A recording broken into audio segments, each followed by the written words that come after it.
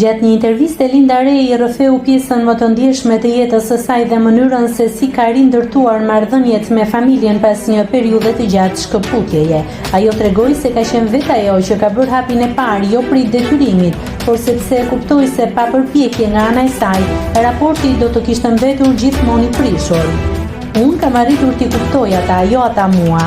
Disa gjëra nuk falen, thjesht kalohen. Kam qenë e bindur që më kanë bërë keq, por u vura në vendin e tyre.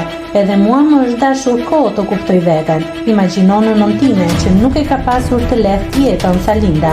Ajo pranoi se ky proces i ka marrë 10 vite dhe ka qenë emocionalisht i lodhshëm. Megjithatë, sot raportet janë më të mira dhe kjo sipas saj ka sjellë shpërblimin më të bukur. Linda tregoi me emocion se mbesa e saj mban emrin Eva Linda, një gest që ajo e quan një provë të dashurisë që e ka rikthyer familjen më afër.